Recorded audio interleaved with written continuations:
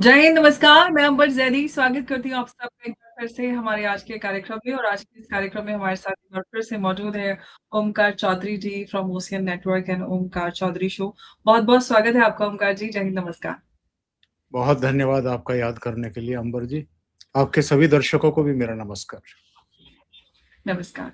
ओमकार जी, राहुल गांधी जो है वो एक के बाद एक जो है मर्यादाएँ लाँघ रहे हैं। अभी उनका एक वीडियो वायरल हो रहा है कल से, जिसमें उन्होंने प्रधानमंत्री मोदी प्रधानमंत्री तो छोड़िए कि उन्होंने एक दूसरे देश की प्रधानमंत्री का भी उन्होंने अपमान कर डाला। मतलब और साथ ही वो टिप्पणी कर रहे थे भारत की विदेश नीति पे। अब देखिए कि आप भारत की विदेश नीति पे बात कर रहे हैं और नेता आप लीडर ऑफ ऑपोज़िशन हैं। लीडर ऑफ ऑपोज़िशन की भी एक ज़िम्मेदारी होती है। इस तरह का ओछा रवैया, हालाँकि उसके बाद बीजेपी काफ़ी आक्रामक हो गई है और माहौल काफ़ी वैसा हो गया है। ओवरऑल आप इस तरह के बिहेवियर को किस तरह से देख रहे हैं? और बजाय इसके कि राहुल गांधी मोदी को हराने की कोई रणनीति बेहतर बनाएँ, बल्कि उसके बजाय वो उनके ऊपर इस तरह की टीका-टिप्पणियाँ करें जिससे वो खुद छोटे दिखते नज़र आ रहे हैं। देखिए, कांग्रेस पार्टी को गंभीरता से विचार करना चाहिए कि जो आदमी लगातार पार्टी का बेड़ा गर्क कर रहा है, जिसने पार्टी को एक तरीके से डिरेल्ड कर दिया है और बिल्कुल एकदम बर्फ में लगाने का काम कर दिया है, उसको कब तक पार्टी जन ढोएंगे? केवल इसलिए कि वो सोनिया गांधी के और राजीव गांधी के बेटे हैं या इंदिरा गांधी के पोते हैं। इसके अलावा उनकी क्वालिटी क्या है? उनके नाम के पीछे से अगर गांधी शब्द को रिमूव कर दिया जाए, डिलीट कर दिया जाए, तो उनकी क्वालिटी क्या है? उनके पास अनुभव क्या है? उनको ज्ञान कितना है? देश के बारे में, भूगोल के बारे में, इतिहास के बारे में, राजनीति के बारे में, सामाजिक ताने-बाने के बारे में, हमारी रवायतों के बारे में, हमारी परंपराओं, तीज त्योहारों के बारे में, जो हमारे संस्कार हैं उनके बारे में। और बनना है इनको प्रधानमंत्री सीधे। इनको लगता है कि हमारे खानदान में 3 पहले रह चुके हैं तो चौथा क्यों नहीं बन सकता है। और इस फ्रस्ट्रेशन में देखिए साहब, ये जितनी जल्दी ये बात समझ जाएंगे कि देश आगे बढ़ चुका है, देशवासी भी आगे बढ़ चुके हैं इनके परिवार से, और जितने ये वंशवादी हैं इनसे भी आगे बढ़ चुके हैं। अब हर तरह की गुलामी के प्रतीकों से, गुलामी से लोग आजाद होकर के आगे बढ़ना चाहते हैं। वो किन्हीं खानदानों या किन्हीं सामंती सोच वालों के दास बन करके नहीं रहना चाहते। हाँ, कुछ लोग हैं अभी भी जिनको लगता है कि यही परिवार या यही खानदान या इसी खानदान के चश्मो चराग हमारी नैया पार लगाने की स्थिति में हैं। तो अगर ऐसा होता तो 2019 में स्मृति ईरानी के सामने ये उस गढ़ में ही ना हारते जहां से राजीव गांधी भी जीतते रहे, इनकी मम्मी भी जीतती रही, कैप्टन सतीश शर्मा जैसे लोग जीतते रहे, संजय सिंह जैसे जीतते रहे। वहां भी ये हारे और भाग करके कहाँ गए? वायनाड, केरल, जहां पर मुस्लिम और क्रिश्चियंस वो निर्णायक स्थिति में है, तो एक सुरक्षित सीट को तलाश करके वहां पहुंचे। इनको पता है कि स्थिति क्या है, इनको ये भी पता है कि कितनी भयावह स्थिति हो चुकी है। इनकी मम्मी इतनी भी बेवकूफ नहीं है, उनको पता है कि सामने कौन है, किससे मुकाबला है। आचार विचारों में, आचरण में, व्यवहार जिसको कहते हैं, बिहेवियर की बात आपने की, और नीतियों के स्तर पर, कार्यक्रम के स्तर पर, और जो देश के पंत प्रधान के पद पर बैठा हुआ व्यक्ति हो, जो प्रधानमंत्री पद पर बैठा हुआ व्यक्ति हो, उसकी जिम्मेदारी और जवाबदेहियां क्या होती हैं, उसके प्रति 145 करोड़ की जनसंख्या के प्रति जो उनका समर्पण है, जो उनका संकल्प है चीजों को लेकर के, और केवल संकल्प नहीं लेते हैं, वो उसको सिद्धि तक पहुंचाते हैं, ये भी हम और आप सब जान चुके हैं, ये भी जान चुके हैं। कितने बड़े-बड़े प्रोजेक्ट जिनका शिलान्यास, जिनका श्री गणेश उनके हाथों से हुआ और जिनका लोकार्पण भी उन्हीं के हाथों से हुआ।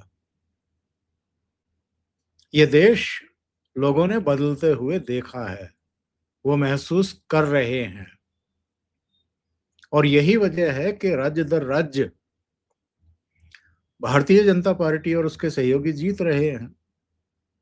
देखिए, लोकसभा चुनाव के बाद 11 राज्यों में अब तक चुनाव हुए हैं और 11 में से 7 में एनडीए या बीजेपी का मुख्यमंत्री बना है, 6 में बीजेपी का मुख्यमंत्री बना है, 1 में एनडीए का बना है, और केवल 4 राज्यों में गैर भाजपा सरकारें बनी हैं, जम्मू कश्मीर, झारखंड, केरल और तमिलनाडु। और जो आने वाले 5 राज्य हैं जिनमें फरवरी 2027 में चुनाव है, इनमें से किसी भी राज्य में इनको लग नहीं रहा है कि यहां भी कामयाबी मिलेगी। तो अंबर जी सारे बहाने, सारे दांव, सारे प्रोपेगेंडा आजमा करके देख चुके हैं। कभी कहते हैं ईवीएम में गड़बड़ी है, कभी कहते हैं मतदाता सूची में गड़बड़ी है, कभी कहते हैं कि नहीं नहीं नेक्सस है चुनाव आयोग और भारतीय जनता पार्टी के बीच में, कभी एसआईआर को बहाना बनाते हैं। एक बार ठंडे दिमाग से ये नहीं सोचते कि हमारा अपना आचरण, हमारी अपनी अप्रोच और हमारी अपनी रणनीति ना बनाने की जो कमियां हैं, और कभी मोटरसाइकिल पर सवार होकर के स्टंट करने लगते हैं, कभी खुले टेम्पो पर चढ़ कर के तरह तरह की वोट चोरी और तमाम दूसरी बातें जो हैं वो हाँकने लगते हैं, जिनका कोई अर्थ नहीं है, जिनका कोई सिर पैर नहीं है। ये सब कर क्यों रहे हैं? ये सब कर इसलिए रहे हैं, इनके सपने में बार बार बांग्लादेश आता है, बार बार नेपाल आता है, बार बार जेएनजी आता है, और इनको लगता है कि वहां जिस तरीके से तख्ते उलट दिए गए शेख हसीना के और नेपाल के प्रधानमंत्री के, और बैठे बिठाए वो सत्ता में भागीदार हो गए, क्योंकि जनता तो चुन नहीं रही है। जनता तो लगातार, और इतना रिजेक्टेड माल कोई दूसरा है नहीं अभी तक हिंदुस्तान में। मतलब सबसे ज्यादा ठुकराया हुआ आदमी अगर कोई है पूरे राजनीतिक इतिहास में और चुनावी इतिहास में, तो उसका नाम राहुल गांधी है। 100 चुनाव तो हार चुके हैं, राज्य विधानसभाओं के और लोकसभा के। इसके अलावा राष्ट्रपतियों के चुनाव अगर मिला लें, उपराष्ट्रपतियों के मिला लें, स्पीकर के भी मिला लें, तो इनकी तादाद अब 100 से ऊपर चली गई है। तो ऐसा आदमी जिसको ये बताया गया हो जन्म से ही कि तू बेटा पढ़ लिख मत पढ़ लिख, चाहे राजनीति समझने की कोशिश कर या नहीं कर, तुझे तो प्रधानमंत्री बनना है, और वो प्रधानमंत्री बन नहीं पा रहा है। 56 साल का हो चुका है, 4 साल बाद सीनियर सिटीजन हो जाने वाला है। ना घोषित तौर पर ब्याह कर पाया, ना बाल बच्चे हैं, ना कामयाबी मिल रही है, और पार्टी के लोग भी जो इनकी चापलूसी करते हैं बस वही हैं जो इनका बैंड बजाते रहते हैं, मतलब इनका प्रचार प्रसार करते रहते हैं। बैंड बजाने से मतलब ये है, बैंड तो मतदाताओं ने ही बजाया हुआ है। आप मुझे ये बताइए कि इससे पहले कोई कांग्रेस का एक भी नेतृत्व करता था कि जिसके नेतृत्व में 3 लोकसभा चुनाव लड़े गए हों कंसिस्टेंटली? और पार्टी 100 सीटें पार ना कर पाई हो। 2014 में केवल 44 सीटें, 2019 में केवल 52 सीटें, 2024 में भी बहुत जोर लगाया, बहुत प्रोपेगेंडा, बहुत परसेप्शन बनाए गए, झूठ बोला गया, संविधान बदल देंगे, आरक्षण छीन लेंगे, ये हो जाएगा, वो हो जाएगा। सनातनियों को बांट पाए, जातियों में विभक्त किया, इसके बावजूद 100 का आंकड़ा पूरा नहीं कर पाई कांग्रेस पार्टी। देखिए 2004 में जब अटल जी ऑफिस से बाहर गए थे और सोनिया गांधी ने मनमोहन सिंह को कहा कि आप प्रधानमंत्री बनेंगे, तब कांग्रेस की कितनी सीटें आई थी? मिनिमम 145 सीटें थी। अटल जी के नेतृत्व में भारतीय जनता पार्टी को 138 सीटें मिली थी। 7 ही सीटों का तो अंतर था, लेकिन वो कहीं का ईंट कहीं का रोड़ा।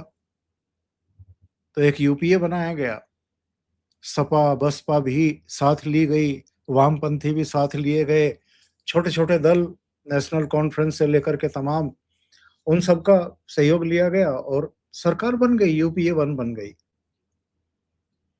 और 2009 से पहले एक घटना घटी थी, उस पर लोग गौर नहीं करते हैं।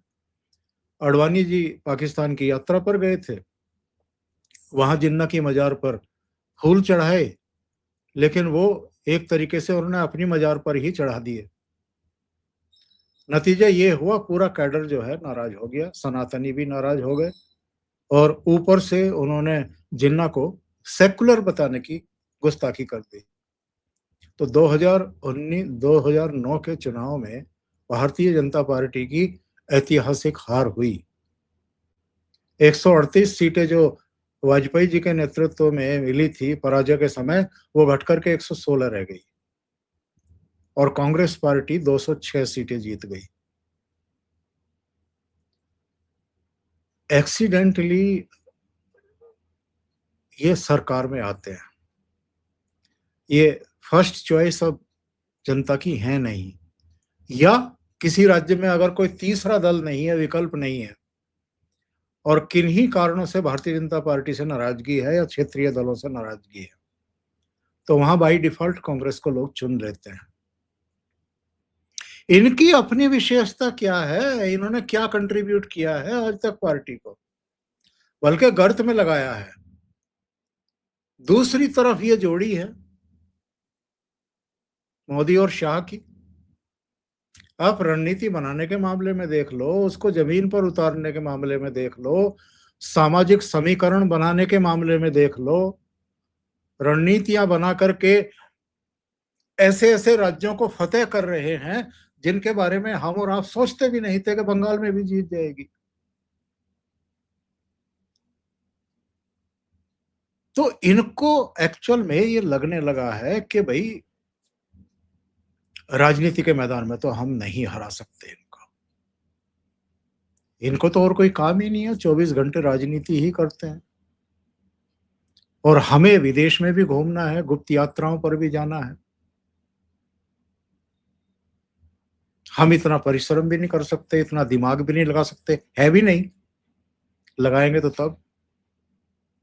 अनुभव भी नहीं है, जानकारी भी नहीं है। अच्छा, अपने को इतना बड़ा मानते हैं, खुदा से भी ऊपर मानते हैं कि किसी की सलाह भी नहीं लेंगे कि भाई फला राज्य में अगर चुनाव आ रहा है तो हमें कौन कौन से मुद्दे उठाने हैं, कौन सी रणनीति बनानी है, किन चेहरों को आगे करना है, किन का क्या इम्पैक्ट होने वाला है किस क्षेत्र में। तो ये है फ्रस्ट्रेशन। और उस फ्रस्ट्रेशन में अब मुझे नहीं पता कि वो कितनी सच्चाइयां हैं, लेकिन कुछ लगा भी लेते हैं, बताते हैं, लगाते हैं नहीं लगाते हैं, ये तो ईश्वर जाने या ये जाने। वो तो जब तक टेस्ट वेस्ट नहीं होंगे तब तक पता नहीं लगेगा। तो इनको कुछ पता सता रहता नहीं है कि क्या बोल रहे हैं, या हो सकता है कि डिजाइन करके ही बोल रहे हो।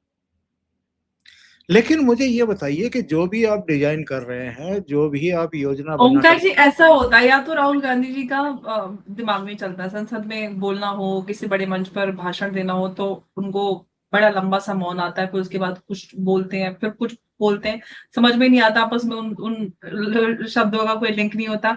और जब बड़बोला जब ओवर एक्साइटेड होते हैं तो इस तरह का बड़बोलापन दिखा देते हैं। मतलब बीच का तो कोई रास्ता ही नहीं है कि कभी कोई समझदारी वाली बात कर ले। मतलब एक विपक्षी नेता के तौर पे ही करे, अपने लोगों को, अपने जो वोटर्स हैं उनको साधने के लिए करे, लेकिन कभी वो एक इंटेलिजेंट टॉक कभी नहीं करते हुए नजर आते। मतलब ही इज मेकिंग सेंस।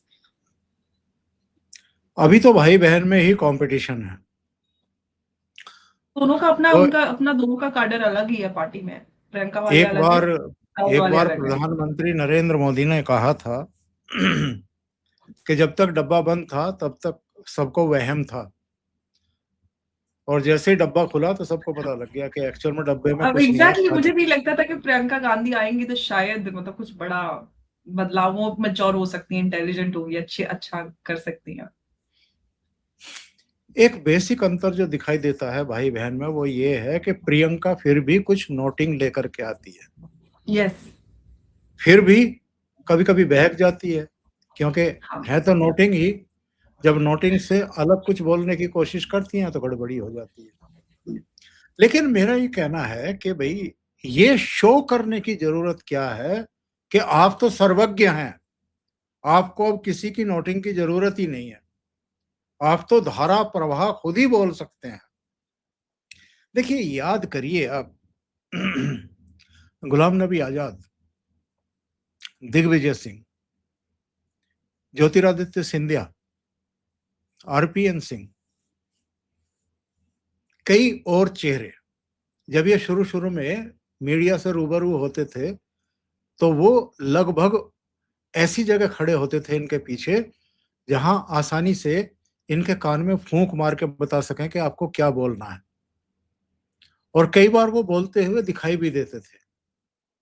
कई बार ये आए बाएं साएं जब स्थिति आती थी, कोई सवाल कोर्स के बाहर का पूछ लिया जाता था मीडिया के द्वारा, तो ये हल्का सा पीछे मुड़ करके देखते थे, वो समझ जाते थे कि अब इनको ज्ञान चाहिए, तो वो इनके कान में फुसफुसाते थे कि ये बोल दीजिए, तो वो बोलते थे। लेकिन धीरे धीरे आप देखिए, सब चेहरों को याद करिए, आज हैं क्या वो कांग्रेस में। धीरे धीरे इनको लगा कि यार मेरी छवि बहुत खराब हो रही है और इनकी वजह से खराब हो रही है। लोगों को ये लग रहा है कि मेरे पास अपना तो कोई बुद्धि है नहीं, दिमाग है नहीं, जो ये बोल रहे हैं बस मैं वो तोते की तरह बोलता जा रहा हूं। तो सबको एक एक करके आउट कर दिया, किक आउट कर दिया, पार्टी से ही बाहर निकाल दिया। गुलाम नबी आजाद ने पार्टी छोड़ते हुए जो चिट्ठी लिखी थी 7 पेज की, उसमें बहुत डिटेल जानकारी दी थी। और देखिए वो बंदा किस किस के साथ काम कर चुका था। संजय गांधी के साथ काम कर चुका, राजीव गांधी के साथ काम कर चुका, सोनिया गांधी के साथ काम कर चुका, पीवी नरसिम्हा राव के साथ काम किए, मनमोहन सिंह के साथ काम किए, चचा केसरी के साथ काम किए, बाद में मनमोहन सिंह कैबिनेट में भी रहे, वो जम्मू कश्मीर के मुख्यमंत्री रहे। अकेला बंदा कांग्रेस का जो 35 साल तक महासचिव और सीडब्ल्यूसी में रहा, और उसको किस तरीके से किक आउट किया गया। तो पार्टी का बेड़ा गर्क ऐसे ही नहीं हुआ है। और जब ये जिद हो जाए ना कि अरे पार्टी तो हमारे खानदान की है, हमारी प्राइवेट लिमिटेड कंपनी है, और हमारे खानदान से ही वो सेठानी अगर दुकान पे नहीं बैठ रही है आजकल, तो गल्ले पे तो अपने बेटे को ही बैठाएगी ना। अब वो दुकान का और गल्ले का क्या करेगा, इसका अंदाजा तो उनको था नहीं। उनको लगा कि इतना तो इस खानदान में ऐसा तो खून है कि कम से कम उन्होंने 3 पीढ़ियों ने प्रधानमंत्री पद भोगा है, देश चलाया है। अब कैसा चलाया उसकी मीमांसा अलग से किसी की प्रोग्राम में कर लेंगे, लेकिन चलाया तो है। तो सोचा कि ये भी उसी नस्ल का है, वैसा ही है, तो इतनी अकल तो होगी। लेकिन पार्टी का भट्टा बैठाया, संगठन का बैठाया, एक एक करके जितने अनुभवी लोग थे जिनसे सलाह लेकर के आगे बढ़ सकते थे उनको ठिकाने लगाया। और अब ऐसी ऐसी हरकतों पर उतर आए हैं, जिस घटना का आपने उल्लेख किया कि कल किस तरह का नाटक नौटंकी कर रहे थे। देखिए बात ये है कि और साथ में संदीप दीक्षित, वो कौन सा काम, उन्होंने उससे भी आगे बढ़कर बोल डाला अभद्र। अंबर जी, मैं एक बहुत गंभीर बात कह रहा हूं। आपकी माताजी महिला है। 1998 से जब तक आप अध्यक्ष पद पर नहीं आ गए थे तब तक कांग्रेस उन्होंने संभाला। संभाला कैसा नहीं संभाला मैं नहीं जानता, लेकिन सब जानते हैं कि इस बीच प्रधानमंत्री का पद भी कांग्रेस के पास रहा, सरकार भी चली, घोटाले हुए, वो सब हुआ, ठीक है, लेकिन कम से कम पार्टी सत्ता में तो आई। तो आपकी मां महिला, संदीप दीक्षित की मां 15 साल तक दिल्ली की मुख्यमंत्री रही। और देखिए कटसी क्या कहती है, ह्यूमैनिटी क्या कहती है कि जहां से आपकी मम्मी आती हैं इटली, वहां की लेडी प्रधानमंत्री, उसके प्रति आपका बिहेव कैसा होना चाहिए, आचरण कैसा होना चाहिए, उनके प्रति आपके मन में सम्मान कैसा होना चाहिए। और मुझे इस बात पर बड़ा गुस्सा आता है कि जब किसी महिला की बात आती है, वो किसी भी सेक्टर में काम कर रही हो, वो राजनीति में कर रही हो, सामाजिक क्षेत्र में कर रही हो, पत्रकारिता में कर रही हो, बड़ी आसानी से, यहां तक कि फिल्म क्षेत्र में वहां तो आम चलन है, किसी का किसी से अफेयर हो नहीं हो, कोई संबंध हो कि नहीं हो, और है भी तो वो उनकी प्राइवेसी है। आप कौन होते हैं उस पर किसी भी तरह का तर्जुमा करने वाले या टीका टिप्पणी करने वाले। हर एक की अपनी निजी जिंदगी होती है, वो किसी से भी मित्रता कर सकती है। जैसे आपको लाइसेंस मिला हुआ है कि आप कहीं भी गायब हो जाते हैं 20-25 दिन के लिए, कहाँ रहते हैं किसी को पता ही नहीं है। लेकिन वो तो बहुत जिम्मेदार पद पर बैठी हुई लेडी है और बेहद लोकप्रिय है अपने देश में, और इस समय यूरोपियन कंट्रीज में सीनियर मोस्ट है। अभी फ्रांस के ये राष्ट्रपति जाएंगे मैक्रो, उसके बाद तो वही सीनियर मोस्ट है, उनसे ऊपर सीनियरिटी में कोई नहीं होगा। तो मेरा कहने का आशय ये है कि आपकी वो मौसी लगती हैं कि नहीं लगती हैं, आप उनको मानते हैं कि नहीं मानते हैं, छोड़ दीजिए, लेकिन जहां से आपकी मम्मी आई हैं उस देश की प्रधानमंत्री है। नंबर 2, हमारे प्रधानमंत्री हों या इटली की प्रधानमंत्री हों, ब्रिटेन की हों, ब्रिटेन के हों, या अमेरिका के राष्ट्रपति हों या चाइना के राष्ट्रपति हों, जब भी ये स्टेट विजिट पर कहीं जाते हैं, उनकी एक एक मिनट, एक एक सेकंड ऑन रिकॉर्ड होती है। हमने आज तक नहीं देखा, जो पुरुष राष्ट्र प्रमुख होते हैं उनसे जरूर जप्पियां डालते हैं प्रधानमंत्री नरेंद्र मोदी, लेकिन जो लेडी राष्ट्र प्रमुख हैं, जिस जिस जिस भी देश की हैं, हाथ जोड़ करके, झुक करके, पूरे अदब के साथ, दूर से उनको प्रणाम करते हैं, उनका सम्मान करते हैं। और मैंने नहीं देखा आज तक के कभी किसी लेडी के साथ वो लिपट करके मिले हों, जप्पियां डाल करके मिले हों। आप कितना भौंडा प्रदर्शन कर रहे थे स्टेज पर, और किस तरह की बात कही है संदीप दीक्षित ने वापस आकर के कि कहीं मिलो नहीं समझ करके तो नहीं लिपट रहे थे आप मुझसे। ये एक्चुअल में क्या है कि अपनी कब्र खोद रहे हैं, किसी दूसरे का नुकसान नहीं कर रहे हैं। बिल्कुल। और इससे लोगों को ये पता चलता है कि आपका स्तर क्या है, और जिसका पोर्ट्रे आप ऐसा बनाना चाह रहे हैं वो कितने संयमित तरीके से, और किस तरह के आचरण के साथ, किस तरह के विचारों के साथ राजनीति कर रहे हैं और विश्व की राजनीति में अपना एक स्थान बना रहे हैं। और एक बात और है हमें ओमकार जी कि कल हो सकता है कि आप सत्ता में आए, मेलोनी उधर प्रधानमंत्री हो, तो आप उनसे कौन सा मुंह लेकर मिलेंगे?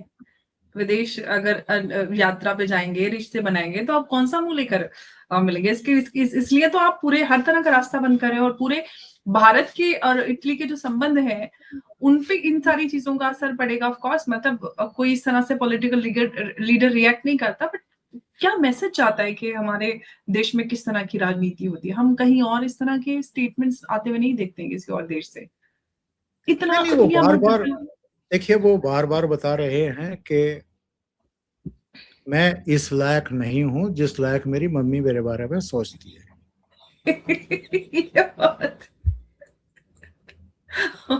मम्मी मैं बेचारी लॉन्च रीलॉन्च रीलॉन्च करती रहती है और ये बेचारा वहीं पे आके वड्डा डार कर देते हैं मैं मम्मी के लफंडर हूँ, लफंडर ही रहूँगा।